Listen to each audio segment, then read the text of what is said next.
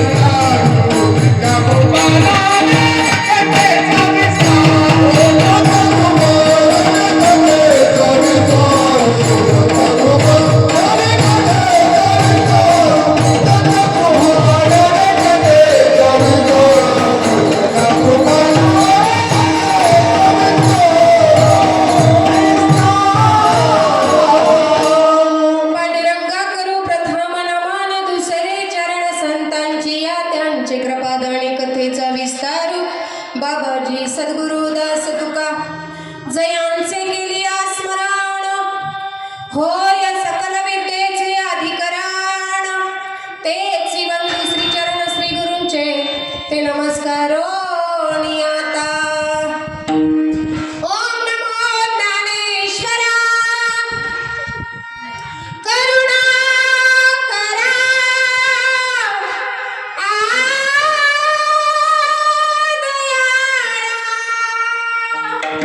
तुमचा अनुग्रह लादलो,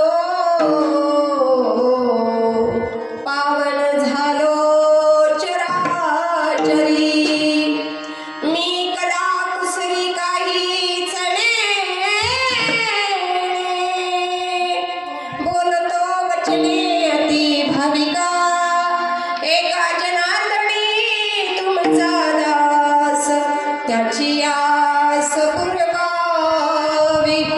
गुरुर्ब्रह्मा गुरुर्विष्णू गुरुर्देवो महेश्वरः, गुरु साक्षात्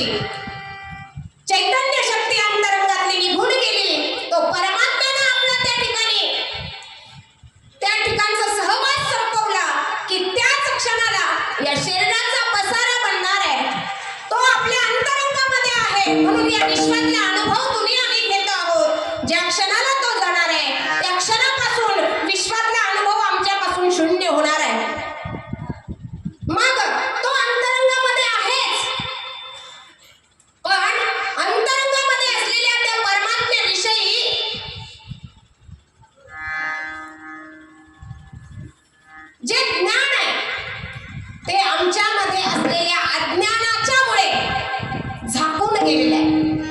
तो परमात्मा आम्हाला दिसू शकत नाही, तो परमात्मा आम्हाला जाणू शकत नाही. याला कारण काय आहे तर तुमच्या आमच्यामध्ये असलेलं परमात्म्याविषयीचं अज्ञान आहे. तुम्ही आणि आम्ही अज्ञानी आहोत असं नाही बरं का. तुम्ही आणि आम्हीच अज्ञानी आहोत असं नाही. स्वतः ज्ञानोबाराय सांगतात की बाबा रे, कृष्णांजन एक मेळा डोळा घालिता आढळ, तिमिर दुःख गेले फिटले भ्रांतीचे पडळ. त्या ठिकाणी भ्रांती म्हणजे अज्ञान आहे. भगवान परमात्म्याविषयीची भ्रांती म्हणजे अज्ञान आहे. हे अज्ञानाला नाहीसं करण्याकरता कुणाची गरज आहे? भगवान परमात्म्याविषयीचा अनुभव घेण्याकरता, त्याच्याविषयीचं ज्ञान प्राप्त करण्याकरता, ते ज्ञान ज्याच्याकडे आहे ते जर कोण असेल तर ते म्हणजे संत महात्मे आहेत. म्हणून म्हटलं की बाबा अशांच्या संगतीमध्ये राहा जो तुम्हाला तुमच्या अंतरंगातल्या परमात्म्याची जाणीव करून देईल. ऐसियाचा पदर धरा जेणे देव येईल घरा. घर म्हणजे काय? दगड वीट वाळू माती यानं बनलेलं घर नाही, तर सर्व इंद्रियासहित बनलेलं हे जे शरीर आहे, हे शरीर म्हणजे घर आहे. या घरामध्ये असलेल्या परमात्म्याविषयीचं ज्ञान जर आपल्याला हवं असेल तर अशांच्या संगतीमध्ये राहा ज्यांच्याकडे ते ज्ञान आहे. ऐसियाचा पदर धरा जेणे देव येईल घरा, ऐसे पदराचे धनी. धनी म्हणजे ती वस्तू त्यांच्याकडे आहे. धनी म्हणजे मालक थोडक्यात, की अशी वस्तू त्यांच्याकडे आहे. कोणती? तर भगवान परमात्म्याविषयीचं ज्ञान त्यांच्याकडे आहे. कोणाकडे? संत साधू ऋषी मुनी विठ्ठल.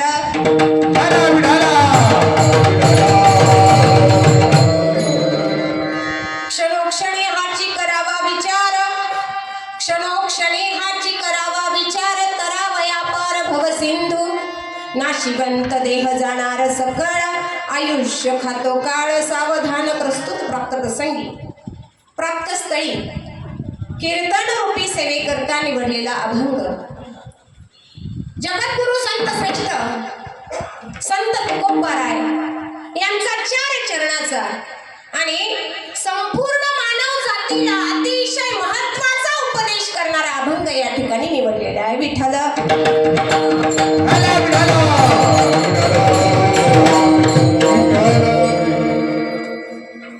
त्या ठिकाणी सेवेला सुरुवात करण्यापूर्वी परिहार देणं वक्त्याचं आद्य कर्तव्य. आणि या उक्तीला अनुसरून आपल्या या श्री क्षेत्र पाथरवाला गावामध्ये आमचेच असलेले आदरणीय आमचे मामा कैलासवासी सर्जेराव भाऊराव भुसे यांचं आज प्रथम वर्ष श्राद्ध. आणि या प्रथम वर्ष श्राद्धाच्या निमित्तानं केलेलं हे सर्व आयोजन आहे. वास्तविक पाहता श्राद्ध म्हणजे काय तर श्राद्ध म्हणजे आपल्या पूर्वजांसाठी श्रद्धेनं केलेला जो विधी असतो त्याला श्राद्ध विधी म्हणतात. आज या ठिकाणी मामांच्या 4 मुली आहेत, त्यांच्या पत्नी आहेत, त्यांच्या परिवाराच्या माध्यमातून या कार्यक्रमाचं आयोजन केलं. अतिशय सुंदर आयोजन या ठिकाणी केलेलं आहे. सर्वात महत्त्वाचं म्हणजे आजच्या या कार्यक्रमाची नोंद आमचे यूट्यूबवाले दादा ते घेत आहेत. हा कार्यक्रम आपल्याला कुठेही आणि कधीही कोणत्याही वेळेस ऐकायला मिळणार आहे. तर कुठले आहेत दादा? बऱ्हाणपूरचे बाबू दादा या ठिकाणी आलेले आहेत. सगळ्यांनी एकदा त्यांचं टाळ्याच्या गजरामध्ये स्वागत करूया. या टाळ्या तुम्हाला कशासाठी आहेत की नको असलेल्या गोष्टी डिलीट करण्यासाठी आहेत. विठ्ठल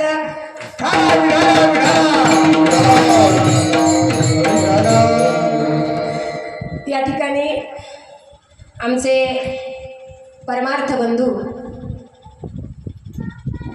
ते असले की बाकी काही असो नसो कार्यक्रमाचं त्या ठिकाणी चिंता राहत नाही. आमचे आदरणीय परमार्थ बंधू संतोष महाराज खाटीक, त्याचप्रमाणे आमचे टेलर मामा आणि भरत महाराज, दादा महाराज त्याचप्रमाणे सतरकर बाबा, तुळशीराम बाबा, मनोहर महाराज आणि विनेकरी कडुबाळ महाराज. आणि तुम्हाला खरं सांगू का, आता आमची चांगली अशी सांगड बसलेली त्यांची मृदुंगावर थाप बसली. मी तिथं ऐकलं, म्हणलं किरण महाराज आहे आमचे आदरणीय, ज्यांचे काय म्हणतात ना मृदुंगावर वर्चस्व आहे, मृदुंग म्हणित आहे आदरणीय किरण महाराज. त्याचप्रमाणे आदरणीय बाबा राजहंस बाबा. तर त्यांची नावं काय घ्यावं आम्ही, वयानं केवढे लहान, ज्ञानानं केवढे लहान, ही लोक अनुभवी लोक आहेत. आणि त्यांच्यासमोर आमच्यासारख्याने बडबड करणं म्हणजे का बालक बोबडा बोले है ना. अतिशय सुंदर या ठिकाणी नियोजन आहे, सुंदर अशी सिस्टीमही आहे. आणि सिस्टीम असलं तरी ऑपरेटिंग जमणं महत्वाचं आहे. अतिशय सुंदर ऑपरेटिंग ते या ठिकाणी करतायत. तुम्ही सर्वजण या ठिकाणी जमलेले आहात. सर्वांच्या चरणावर नतमस्तक होऊन सेवेला सुरुवात करूया. विठ्ठल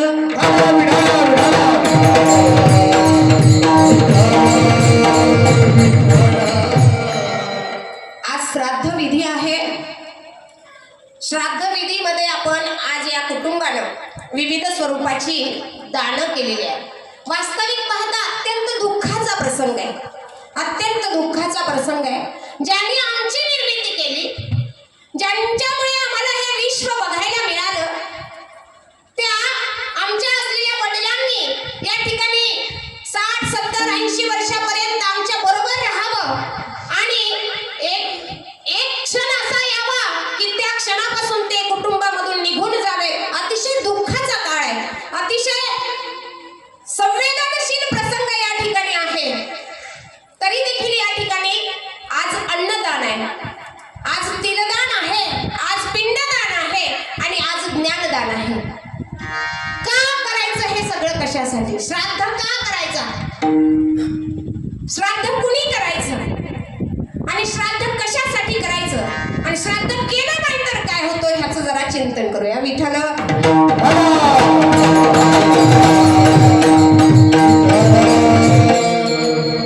या परिवारातून बाप नावाचं छत्र हरपलेलं आहे. जोपर्यंत बाप आपल्या पाठीशी खंबीरपणे उभा असतो ना, तोपर्यंत लेकराला या विश्वातला कोणताच प्रसंग हलवू शकत नाही. कोणतंच दुःख लेकरांना वडील आहे तोपर्यंत विचलित करू शकत नाही. अगदी निसंशय निर्भीडपणे ज्यांच्या जीवावर राहता येतं ना, ते पात्र म्हणजे बाप असतो. आई आणि वडील हे घरातील अत्यंत महत्वाची घटक आहे. बाप हा कुटुंबाचा पाया असतो आणि आई ही घराचा कळस असते. ते भाग्यवान असतात ज्यांच्या आयुष्यामध्ये प्रेमाळ, खंबीर आई वडील लागतात. ते भाग्यवान. अनंत जन्माच्या पुण्याईनं चांगले आई वडील मिळत असतं बरं का. तुम्ही म्हणाल चांगले वाईट कसे, आता वाईट तुम्हाला माहिती आहे, मी सांगत नाही, माझ्याकडे वेळ नाही. विठ्ठल त्या ठिकाणी बाप घराचा पाया आणि आई कळस असते. एका कवीनं फार सुंदर वर्णन केलंय, मी त्या ठिकाणी कविता सांगत नाही, पण हा प्रसंग श्राद्धाचा आहे. ज्यांच्या निमित्त हे श्राद्ध आहे त्यांच्याविषयी अंतरंगामध्ये जाणीव झाली पाहिजे. एका बापाचा हा श्राद्ध आहे. बाप गेला म्हणजे खऱ्या अर्थानं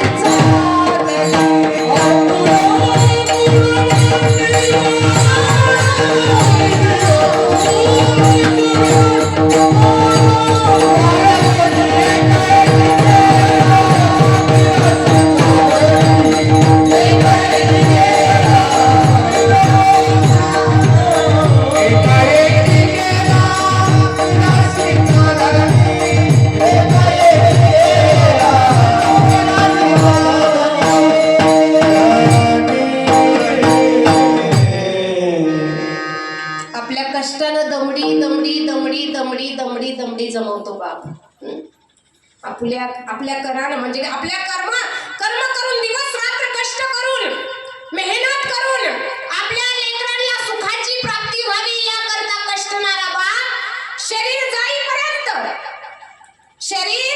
जाईपर्यंत हायगाई करत नाही कष्टाची.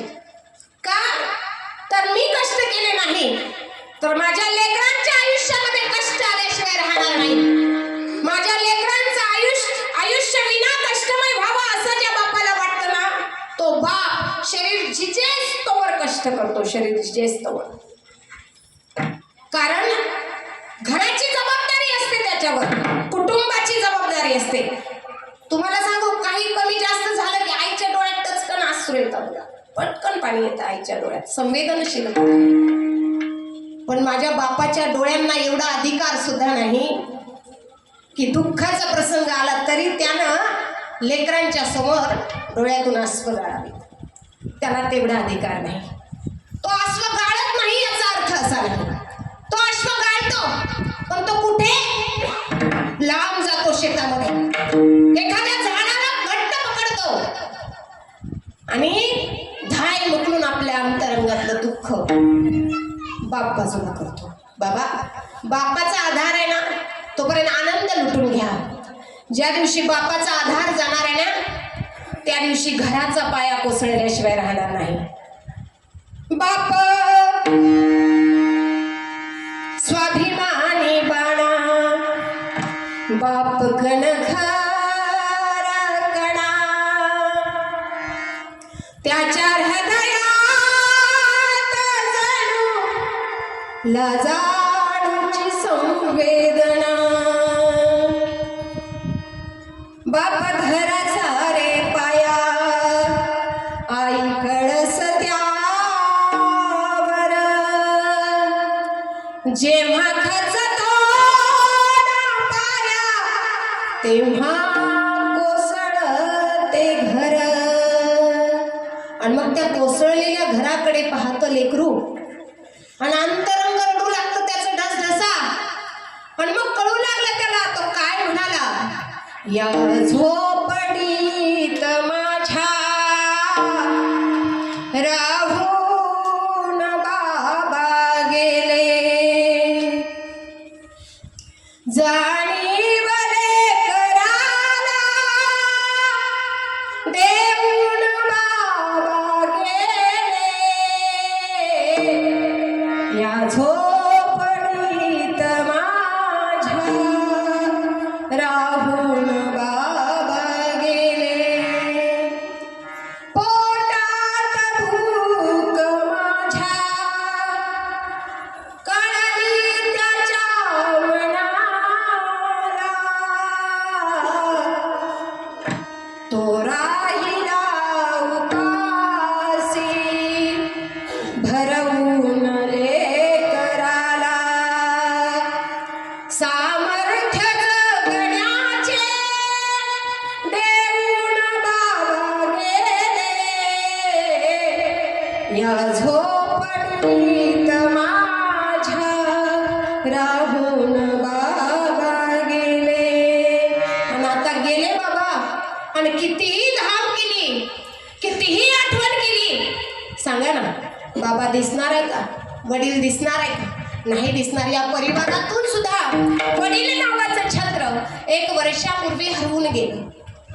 आणि त्यांच्या श्राद्धानिमित्त आजच्या कार्यक्रमाचं आयोजन, श्राद्धविधी का करावा हे आपण पाहतो आहोत. आपल्या पूर्वजांच्या साठी श्रद्धेनं केलेला जो विधी आहे त्याला श्राद्धविधी म्हणतात. श्राद्धविधीमध्ये प्रामुख्याने 4 प्रकारची दानं केली जातात. त्यामध्ये पहिलं दान आहे पिंडदान. का करायचं पिंडदान, तर पितरांच्या ऋणातून उतराई होण्याकरता. आता तुम्हाला खरं सांगू मायबापाचं ऋण एवढं मोठं असतं. आपल्या शरीराच्या त्वचेची कातडी काढली आणि चप्पल शिवून त्यांच्या पायामध्ये घातली ना तरी सुद्धा ते ऋण फिटण्यासारखं नाही. पण तरी देखील त्यांच्या ऋणातून थोडं का होईना उतराई होण्याकरता शास्त्रानं पिंडदान सांगितलेलं आहे. पिंड पदावरी देऊने आपल्या करी माझे झाले गयावर जन फिटले पितरांचे ऋण. पितरांच्या ऋणातून उतराई होण्याकरता पहिलं दान आहे, त्याला म्हणतात पिंडदान. या ठिकाणी आज दुसरं दान आहे, त्याला म्हणतात तिलदान. का करायचं तिलदान? का करायचं तिलदान? तर या जीवात्म्याचा आज यमलोकाकडे प्रवास चालू आहे. यमलोकापर्यंतचा प्रवास 10व्या दिवसापासून तर श्राद्धाच्या दिवसापर्यंत जीवात्मा पूर्ण करत असतो. आणि या जीवात्म्याचा आज यमलोकापर्यंतचा प्रवास पूर्ण झालेला आहे. आज यमलोकामध्ये या जीवात्म्याच्या कर्माचा रिझल्ट आहे. आणि यदा कदाचित या जीवात्म्याकडून कळत नकळत काही पापकर्म घडले असतील तर त्या पापकर्माच्या माध्यमातून जीवात्म्याला अधोगतीपासून वाचवण्याकरता, जीवात्म्याचा उद्धार होण्याकरता आम्ही तिलदान करणार आहोत. या तिलदानाचा अर्थ आहे की तुमच्या आमच्याकडे असलेलं तिळभर पुण्य आम्ही या जीवात्म्याच्या उद्धाराकरता समर्पित करणार आहोत. हात वरती करून सांगा, तिळभर पुण्य कुणाकडे आहे? हात वरती करून सांगा, तिळभर पुण्य कुणाकडे? बाबा नाही ना? माझे सुद्धा हात खालीचे. मग आता तिळदान करायचं नाही का? आता तिळभर पुण्य आम्हाला तिळदानाच्या माध्यमातून या ठिकाणी समर्पित करायचंय, म्हणून तिळदान. तिळभर पुण्य आमच्याकडून समर्पित व्हावं जीवात्म्याच्या उद्धाराकरता, म्हणून तिळदान आहे. मग आता आम्हाला माहित पाहिजे आमच्याकडे तिळभर पुण्य आहे की नाही. कोणालाच माहित नाही, आपण धरलं नाहीच, आमच्याकडे तिळभर पुण्य शिल्लक नाही. मग आता तिळदान बंद का? तिळदान करायचं नाही का? मग करायचंय, तिळदानही करायचंय आणि तिळभर पुण्यही समर्पित करायचंय. आता एक छोटंसं उदाहरण आहे. घरामध्ये दारामध्ये भिकारी येतो, दारामध्ये भिकारी येतो. आता असे दिवस आहेत बाबा, कितीही दररोज काम करून खाणारा एखादा मनुष्य आहे, दररोज अगदी लोकांच्या शेतावर काबड कष्ट करतो, तेव्हा खायला मिळतं. पण त्या बाबाच्या घरी सुद्धा कमीत कमी एक पोतं धान्य असतं ना बाबा. सध्याच्या काळामध्ये असतं ना. दारामध्ये भिकारी येतो आणि घरातली मावशी त्याला वाढायला जाते धान्य. किती धान्य देते? आमच्या मावशीला ओंजळ सुद्धा कशी करायची माहितीये ना? अशी नाही, अशी करायची है ना. म्हणजे जेवढं कमी बसेल तेवढं. पोतभर धान्य शिल्लक असल्यावर आम्ही ओंजळभर द्यायला मागं पुढे पाहतो. आता तिळभर पुण्य आम्हाला समर्पित करायचं, आमच्याकडे मुठभर तर खरं. आता मुठभर हवंय, पण तिळभर आहे की नाही याची सुद्धा शाश्वती नाही. नवे नवे आमच्याकडे तिळभर सुद्धा नाही. मग दान कसं करायचं? मग जर पुण्य नसेल तर तिलदान करायचं नाही का? नाही ना बाबा. या ठिकाणी तिलदानही करायचंय, पण तिलदान करण्यापूर्वी, पुण्यदान करण्यापूर्वी अगोदर आम्हाला आमच्याकडे पुण्य मिळवायचंय. मग हे पुण्य कसं मिळवायचंय? काय करावं लागेल म्हणजे पुण्य मिळेल? हे हरिमुखे म्हणा, हरिमुखे म्हणा, हरिमुखे म्हणा, हरिमुखे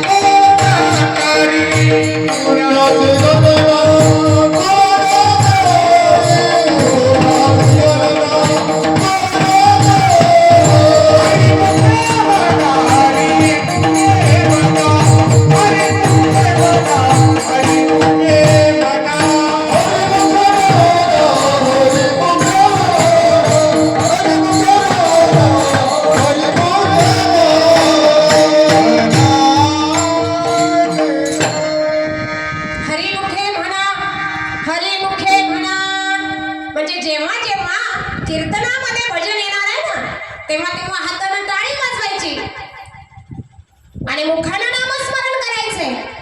असं केलं तर ज्ञानोबा सांगतात, पुण्याची गणना कोण करी? गणना कोण करी? म्हणजे पुण्याची मोजणी करू शकणार नाही एवढं पुण्य मिळेल कधी, जेव्हा हातानं टाळी आणि मुखानं नामस्मरण करणार आहोत. आणि मग एवढं पुण्य आमच्याकडे शिल्लक झालं की त्यातलं तिळभर द्यायला काय हरकत आहे? काहीच हरकत नाही ना. मग तिळभर पुण्य समर्पित करण्याकरता या ठिकाणी भगवंताचं नामस्मरण करून आम्हाला प्राप्त झालेलं पुण्य त्या ठिकाणी समर्पित करायचंय. म्हणून या ठिकाणी दुसरं दान आहे, त्याला म्हणतात तिलदान.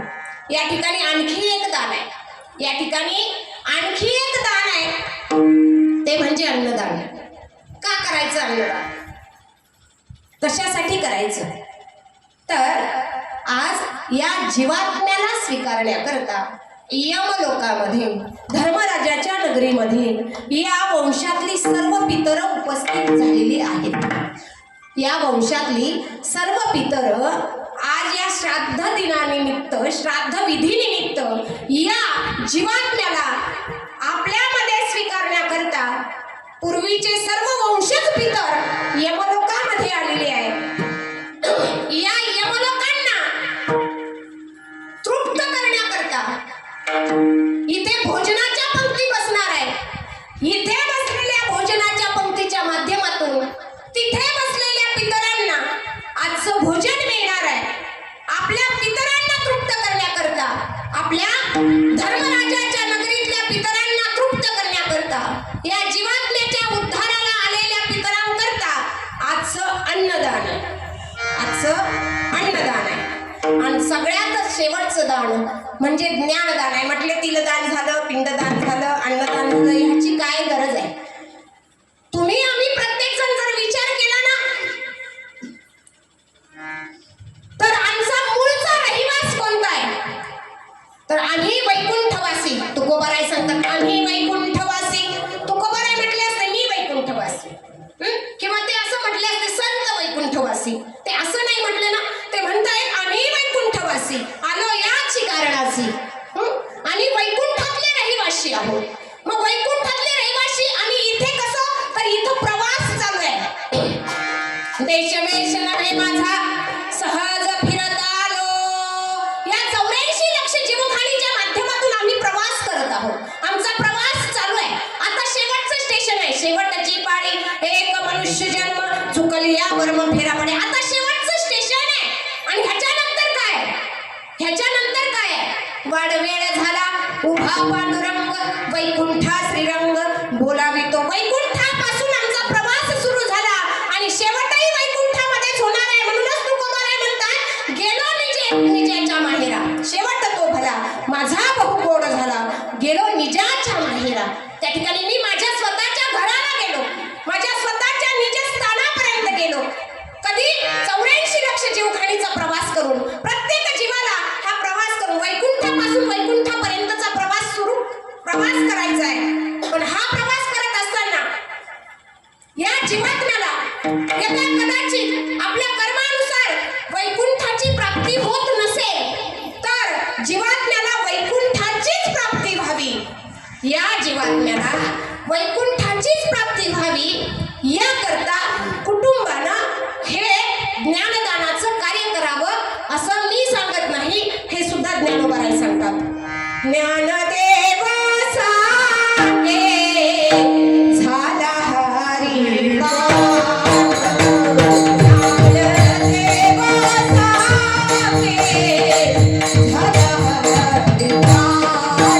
Oh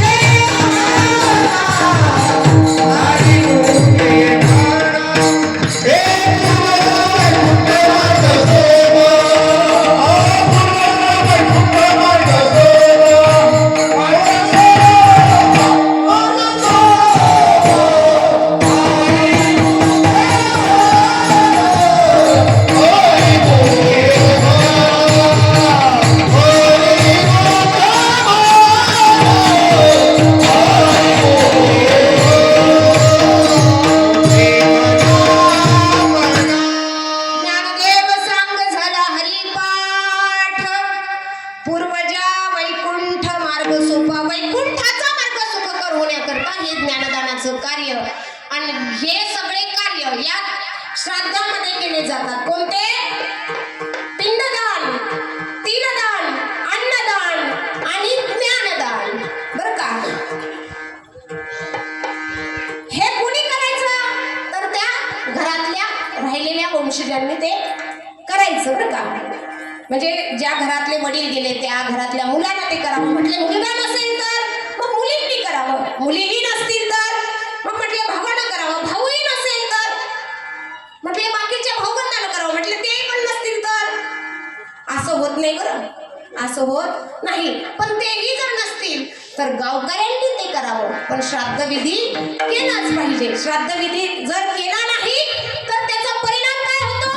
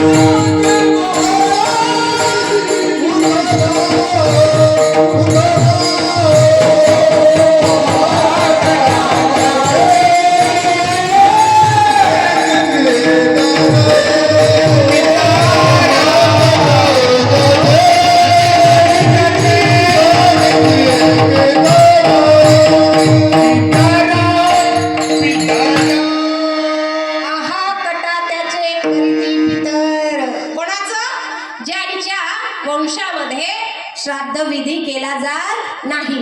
त्यांचं काय होतं? आहा कटा त्याचे करीती पितर. पितरांचा त्या ठिकाणी दोष लागतो. पितर त्या ठिकाणी शाप देतात आणि मग काय होतं बाबा? भल्या भल्यांची जीवन जाते, भल्या भल्यांची. आणि म्हणून हे सगळं केलं पाहिजे. श्राद्ध विधी केला तर काय होतं महाराज? तुका म्हणे पितृ आशीर्वाद देती, तुका म्हणे पितृ आशीर्वाद देती, कल्याणाची दया कल्याणाची दया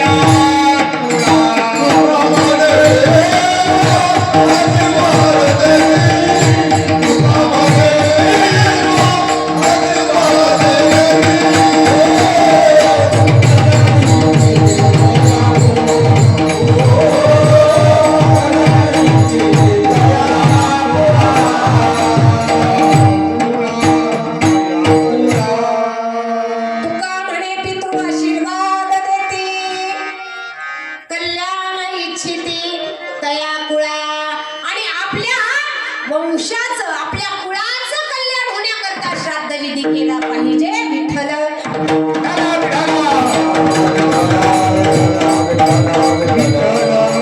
आजच्या विधीसाठी जगद्गुरु तुकोबराय सांगतात बाबा रे की ज्या दिवशी तुमचा आमचा जन्म झाला ना त्याच दिवशी आमची मृत्यूची वेळ फायनल ठरलेली आहे, निश्चितता झालेली आहे. कारण जन्माला आलो तो एक ना एक दिवस जाणार आहे.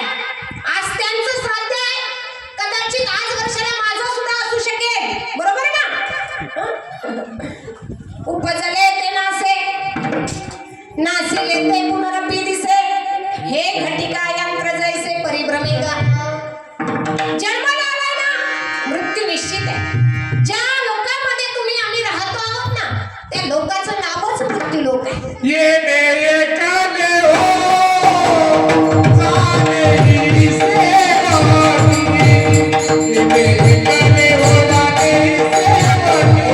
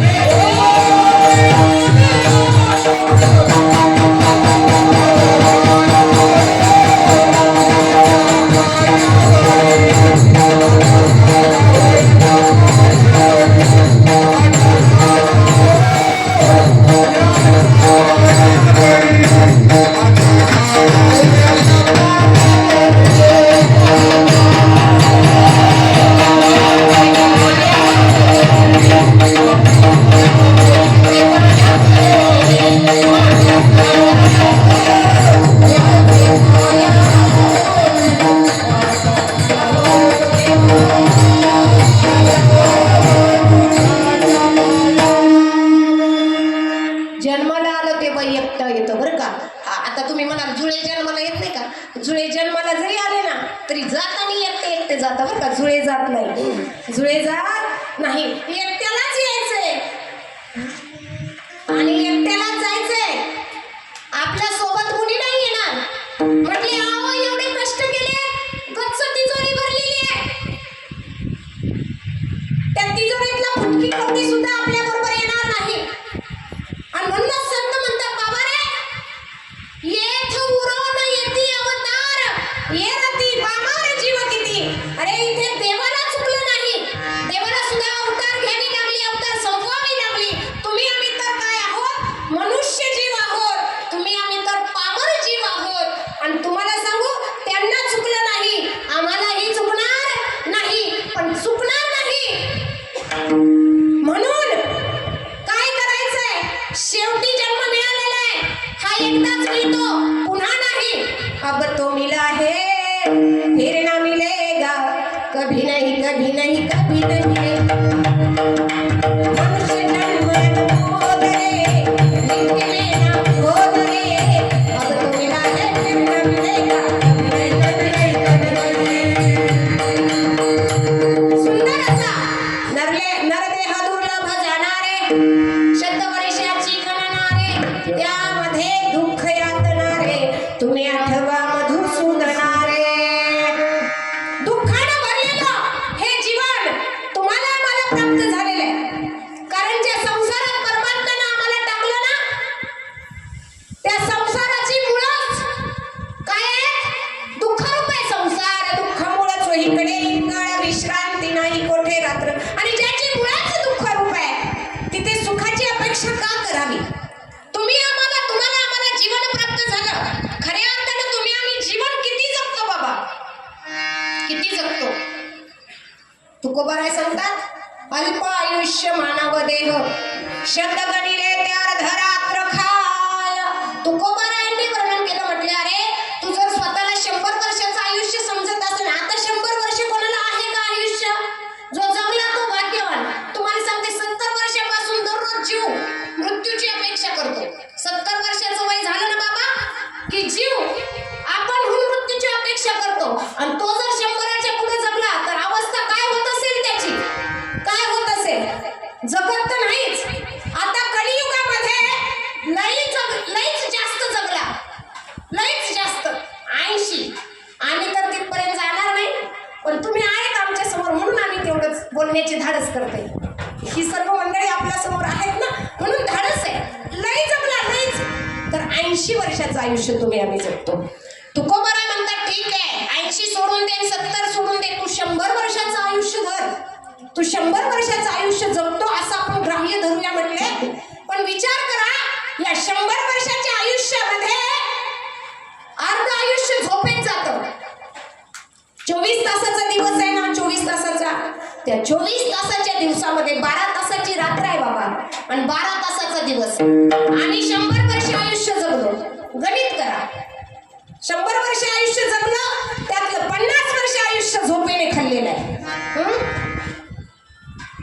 राहिलेल्या 50 वर्षामध्ये मध्ये बालत्व, पीडा, रोग, क्षयस्वर द्या. त्या ठिकाणी राहिलेल्या 50 वर्षाच्या आयुष्यामध्ये बालत्व, पीडा, रोग, क्षय. आणि मग विचार कर काय काय भजनासी उरले आहे का? भजनासी उरले काय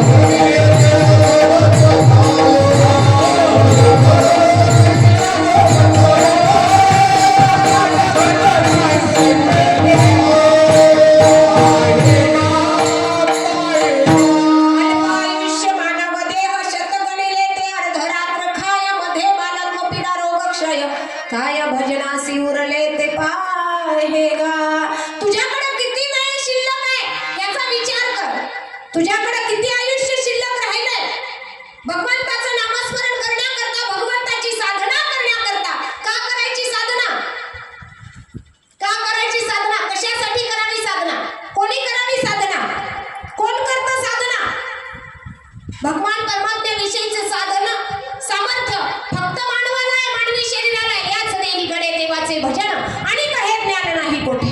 फक्त मानवी शरीराला भगवत प्राप्तीचं ज्ञान आहे, भगवंताची साधना करण्याचा अधिकार आहे. आणि हे मानवी शरीर तुम्हाला आम्हाला भगवान परमात्म्याची जाणीव करून घेण्याकरताच प्राप्त झालेले आहे. आणि जर आम्ही या जन्मामध्ये आल्यानंतर ते केलं नाही, याच जन्मी ओळखी करात्माराम, याच जन्मामध्ये आत्माराम परमात्म्याची जर आम्ही ओळख करून घेतली नाही तर काय होणार आहे? नाही तरी गेला जन्म वाया.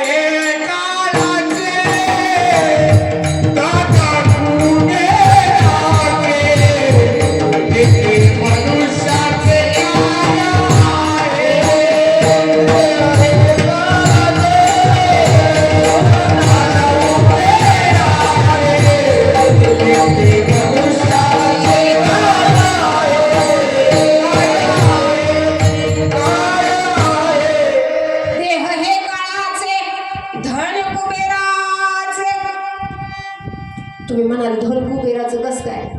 मग बघा ना, आता पूर्वीचे राजे, आता आपल्याकडे तर नाहीच काही, पण राजे लोकांकडे खूप प्रॉपर्टी होती. रावण माहिती आहे ना सगळ्याला? रावण सोन्याच्या नगरीचा राजा होता. रावण कशाचा?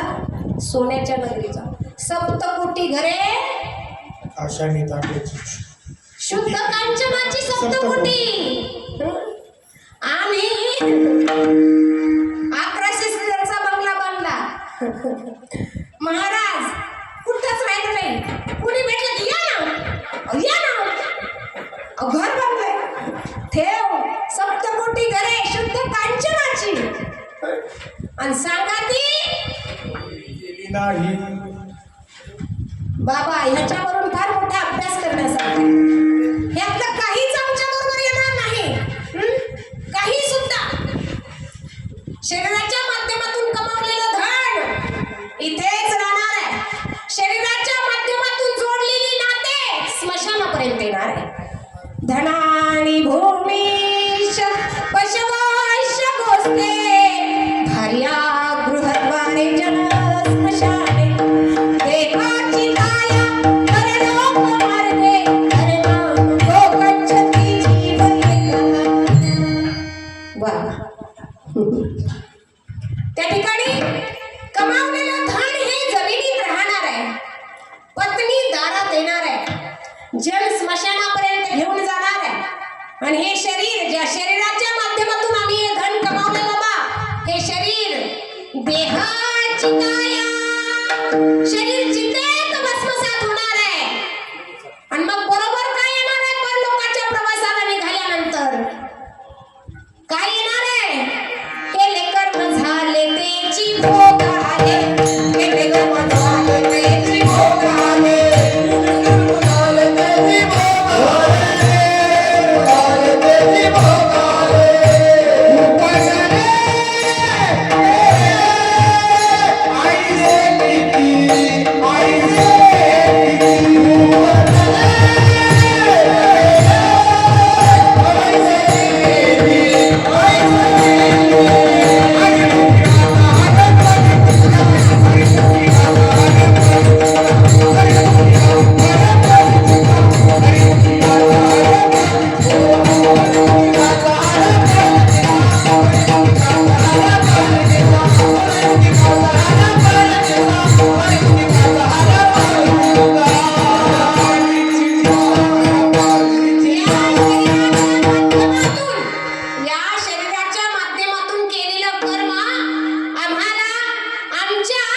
ध्येयापर्यंत घेऊन जाणार आहे.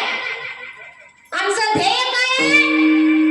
वैकुंठ श्रीरंग बोलावितो. आणि याच शरीराच्या माध्यमातून केलेली कर्म आम्हाला अधोगतीकडे सुद्धा घेऊन जाणार आहे.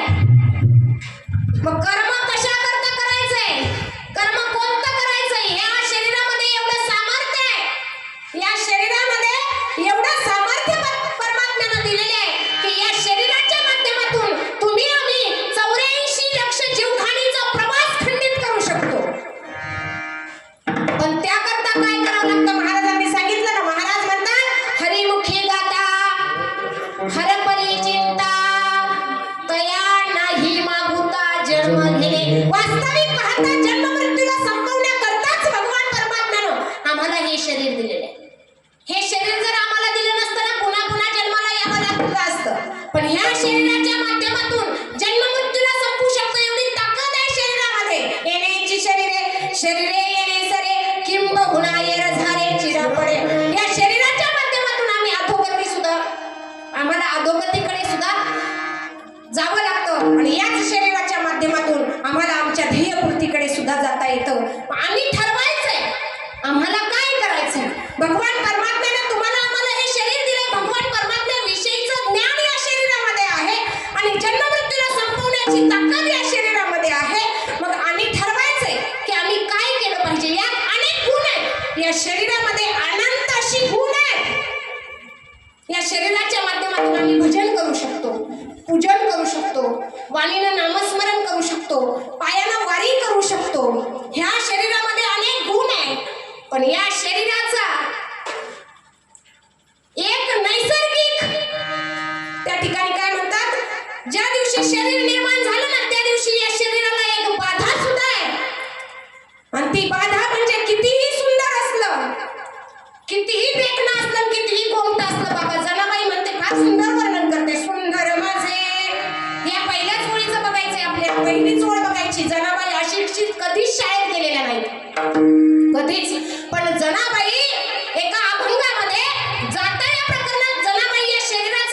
म्हणतात. त्या म्हणतात पहिल्या वाक्यात सुंदर माझे जाते ग.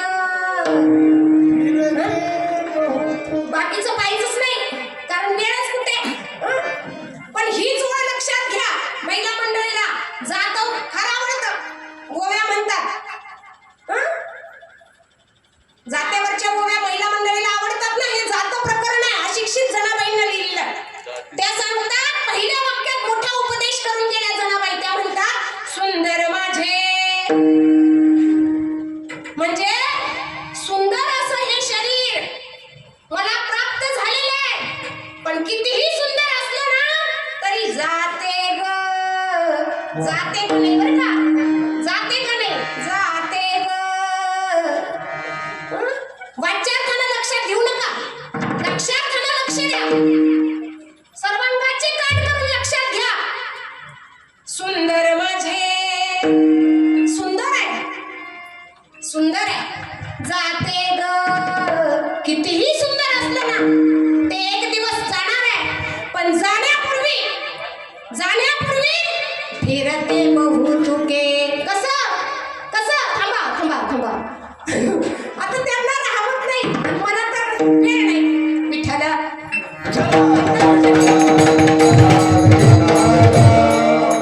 सुंदर माझे जाते ग. पण जाण्यापूर्वी फिरते बहुतुके. कसं फिरता. कसं फिरता. 40 वर्षापूर्वी 45 वर्षापूर्वी हे जातं जन्माला आलं. बरं सर्वांगाचे कान करू ऐका. 45 वर्षापूर्वी हे जातं जन्माला आलं आणि माय बापाची लेक झालं. 4-2 वर्षाचा कालावधी गेला भावंडाची बहीण झालं. 18-20 वर्षाचा कालावधी गेला पतीची पत्नी झालं. तत्पूर्वी किती नाती निभावली. आजीची नातवंड झालं. मामाची भाची झालं. जातं बरं का. फिरते बहुतुके. फिरते बहुतुके हे सांगते मी. 40 वर्षापूर्वी जातं जन्माला आलं. माय बापाची लेक झालं. मामाची भाची झाली. आजोबाचं नातवंड झालं. भावंडाची बहीण झालं. 20 वर्षानंतर हेच जातं पतीची पत्नी झालं. 4-2 वर्षाचा कालावधी गेला. हेच जातं लेकरांची माय झालं. आणखी 10-20 वर्षाचा कालावधी गेला. हेच जातं नातवंडाची आजीबाई झालं. जातं तेच आहे फिरते बहुतुके. आणि म्हणून गोव्या गाऊ बहुतुके.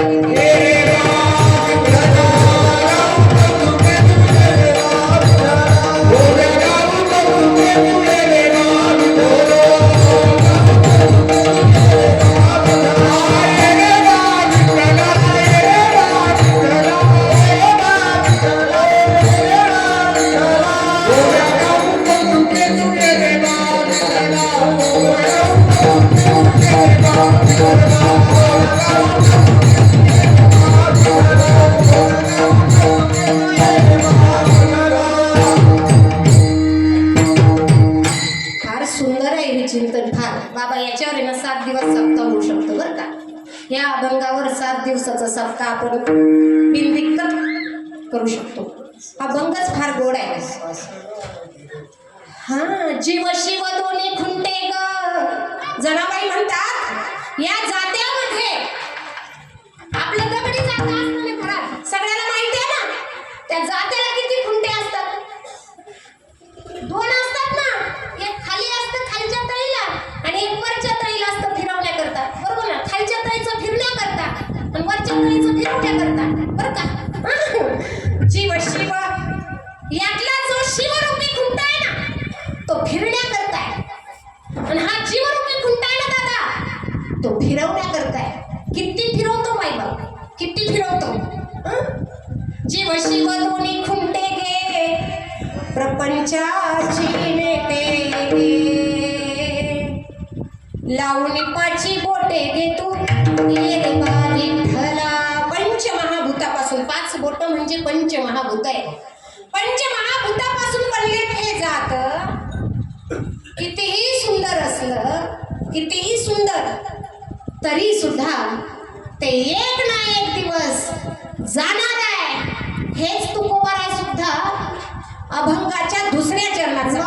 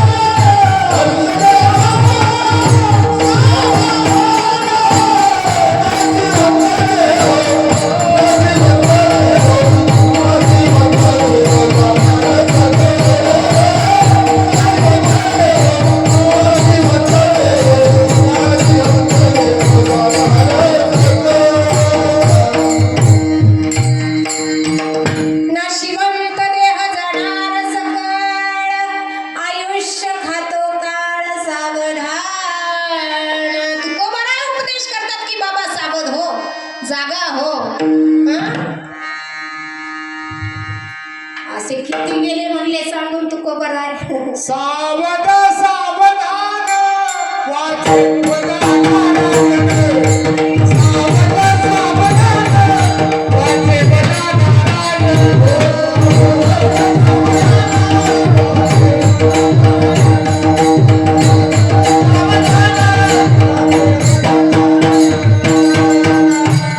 हो हो हो. त्यांची इच्छा आहे ते मी म्हणा. ठीक आहे. आता तिथं जायचं नव्हतं, आज पण जाऊया. चला. तुकोबा नाही म्हणतात बाबा, सावध हो, जागा हो, जागृत हो. आता म्हटले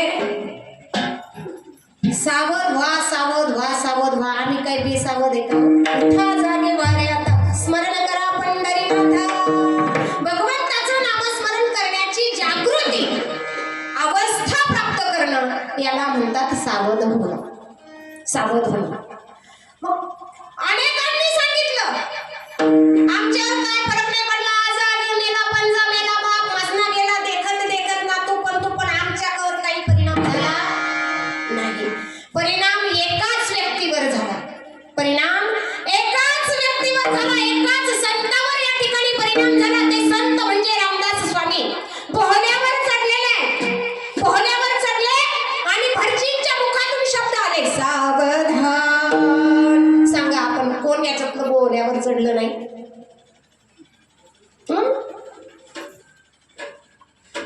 नाही ना कोणी असं पोहल्यावर चढले. मग त्यावेळेस सावधान भटजी म्हटले नाही का? भटजी त्यावेळेस सावधान म्हटले नाही का? म्हटले ना, पण मूर्खांना कळालं नाही ना. विठ्ठला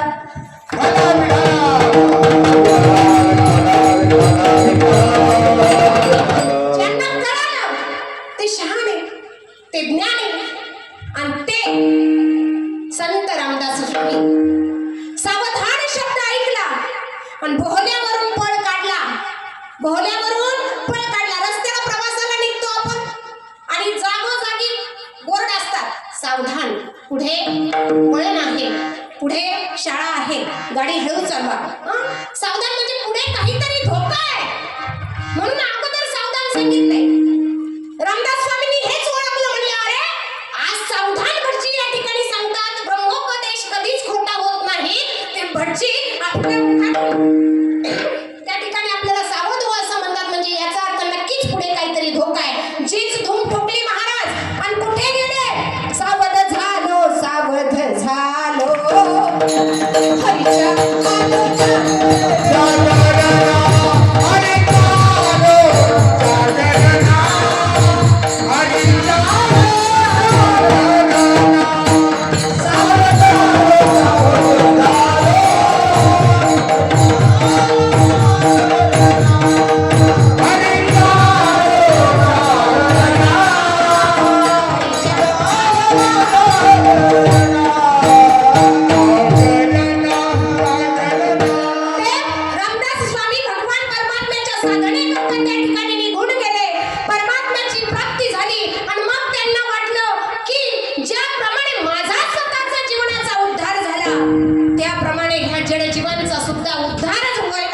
पाहिजे. आणि म्हणून ते रामदास स्वामी आपल्या एका अभंगातून फार सुंदर वर्णन करतात. ते म्हणतात बाबा रे सावध सावधान वाचे बदानारायण. 100 वर्षाचं आयुष्य तुम्ही आम्ही जगतो आहोत. रामदास स्वामी ते 100 वर्षाचं वर्णन 10 वर्णामध्ये करतात. रामदास स्वामी म्हणतात 10 वर्ष बालपण, 20 वर्ष तारुण्य, अंगी भरला मदन, मग तो कैसा सावधान. 20 वर्षाचं आयुष्य गेलं बाबा, जाऊ दे, पण आता तरी सावध हो. सावध सावधान वाचे बदानारायण. 30ची होय भरती, 30 वर्षाचं आयुष्य सरलं. दारापुत्र मागे फिरती, प्रपंच भरला से चित्ती. 30 वर्षाच्या आयुष्यामध्ये पत्नी मिळालेली आहे, मुलं झालेली आहे आणि आता या लेकरांच्या भविष्याची चिंता खायला लागलेली आहे. प्रपंच भरला से चित्ती, मग तो कैसा परमार्थी. सावध सावधान वाचे बदानारायण. 40 वर्ष झाली, 40 वर्षाचं आयुष्य संपलं आणि एक एक इंद्रिय त्या ठिकाणी निकामी होऊ लागला. डोळ्यास 40 आली नजरेस भुरळ पडली. 40 वर्षाच्या आयुष्यानंतर चष्मा का लावावा लागतो? कारण सांगतात रामदास स्वामी, नजरेस भुरळ पडली. 40 वर्ष झाली डोळा 40 आली नजरेस भुरळ पडली. कळेना दूर की जवळी सावध सावधान वाचे वदा नारायण. 50 वर्ष होती 50 वर्षाचं आयुष्य झालं. आता एक एक दात त्या ठिकाणी हलायला लागलेला आहे. हलती दातांच्या पंक्ती श्याम केस शुभ्र होती. म्हणले पांढरे झाले तरी काळे केले की किती दिवस नाही ना. 50 वर्ष होती हलती दातांच्या पंक्ती श्याम केस शुभ्र होती. याला म्हातारा म्हणती सावध सावधान. बाबा आता तरी जागा हो. 70ची झाली रचना बसलेलं उठवेना. आता 70 वर्षाच आहे. वर्षानं गाठली 60 वर्षाचं आयुष्य 60कडे घेऊन चाललं. पण काय झालं? ह्याच्या हाती आली गाठी वस वस लागे पाठी. 60 वर्षाचं आयुष्य झालं. घर बांधायचं राहिलेले. पलीकडल्या शेतामध्ये आणखी पाण्याची व्यवस्था करायची. आणखी एका मुलाचं लग्न बाकी आहे. 60 वर्षाचं आयुष्य झालं. जास्त धावपळ होऊ लागली आता. कारण आयुष्य वृद्धत्वाकडे चाललेलं आहे. वर्षानं गाठली 60 याच्या हाती आली गाठी वस वस लागे पाठी. याला हसती कारटी. म्हणले एवढे दिवस झोपला होता का? म्हणून सावध सावधान वाचे वदा नारायण. 70ची झाली रचना 70 वर्षाचं आयुष्य झालं. आता काय झालं? बसलेलं उठवेना चालवेना. जीव हा झाला दैन्यवाना. आता तिकडे जायचं म्हटलं तरी कुणाचा तरी आधार घ्यावा लागतो. दैन्यवाना असा जीव झाला. आणि मग म्हटले बाबा अरे 70 वर्षाचा झालास आता तरी. पण फरक पडला नाही. 80 वर्षात पदार्पण झालं. 4 मिळवणे 80. जीव हा झाला अपयशी. आता 80 वर्षाचं आयुष्य झालं. आणि तुम्हाला सांगू का 80 वर्षाचं आयुष्य झालं. जगू तर नाहीच माणसाने, पण जगलं तर 80 वर्षाचं आयुष्य जगत असताना सगळ्या विश्वाचं ज्ञान जरी त्याच्याकडे असलं ना तरी त्यानं आपला शहाणपणा थांबून घ्यायचा. मार्गदर्शन करणे नाही. विठ्ठला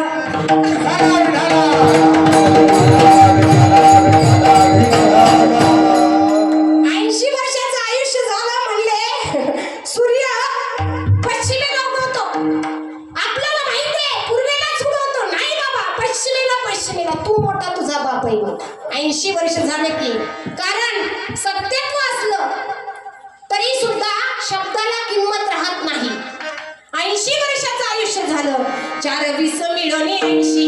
मग तो झाला अपयशी. दृष्टांत सांगते थोडा आहे अगदी 5 मिनिटात संपूयात. एक बाबा एका गावामध्ये 80 वर्षाचे आयुष्य त्यांना प्राप्त झालं. 80 वर्ष. आणि कर्मधर्म संयोगानं काय झालं होतं बाबांना आपल्या संसारी जीवनामध्ये पुत्रसंतान उशिरा प्राप्त झाले. बाबा 80 वर्षाचे झाले तरी सुद्धा त्या मुलाचा विवाह झाला नव्हता. आणि त्या बाबाची एक खासियत होती. महाराज तुम्ही हसलात ना.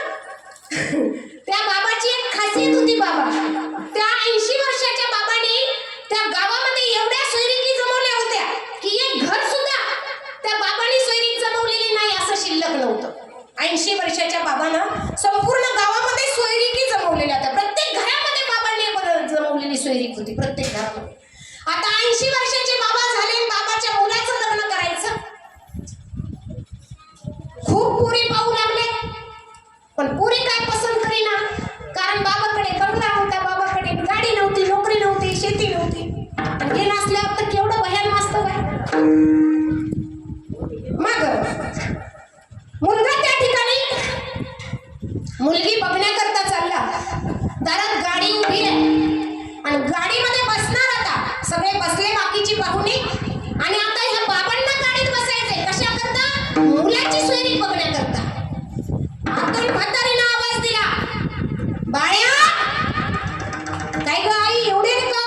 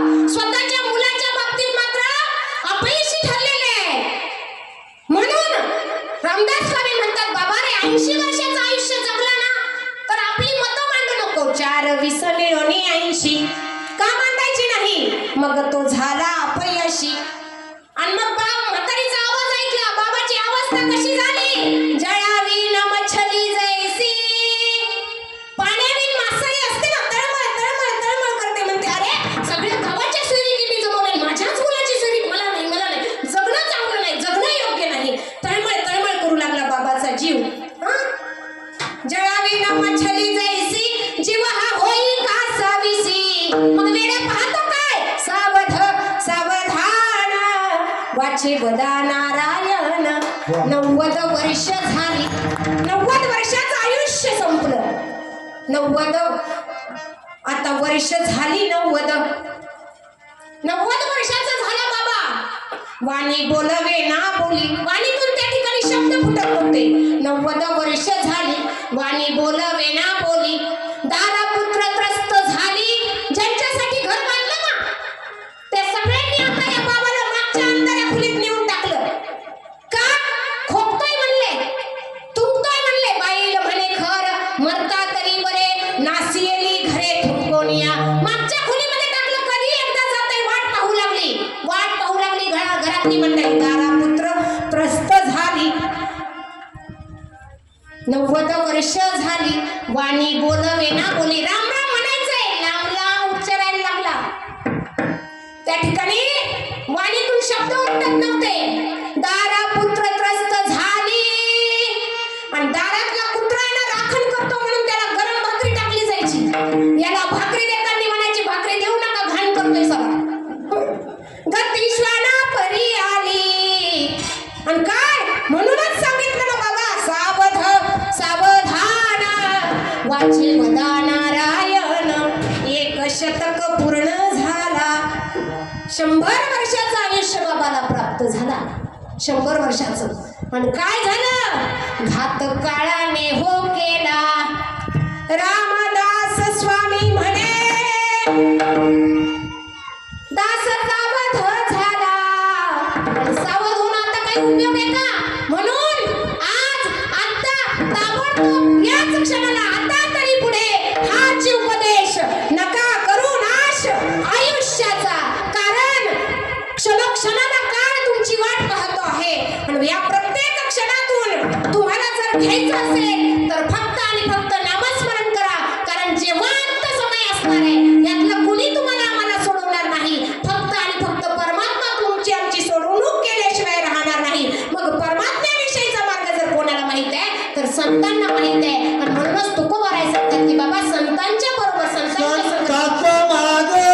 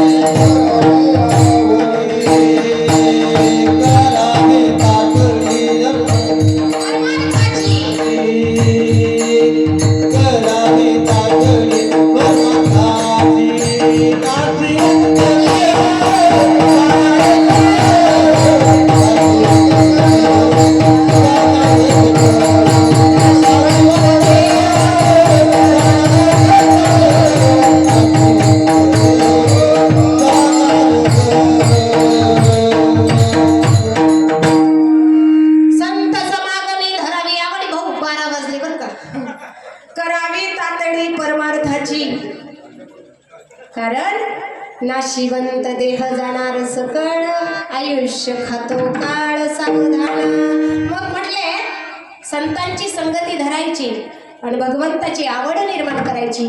म्हणजे नेमकं काय करायचं सांगू का? सांगायचं का नेमकं काय करायचं?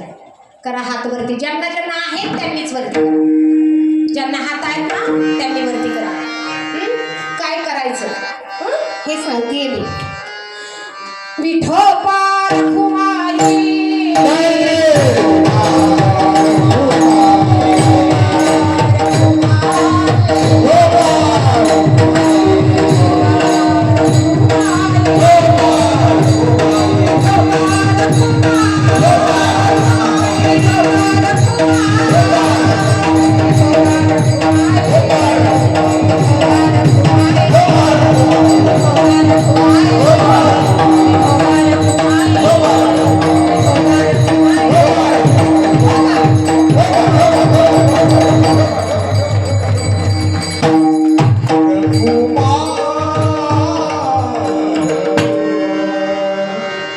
काय झालं, रात्र झाली, थोडी सोंग झाली फार.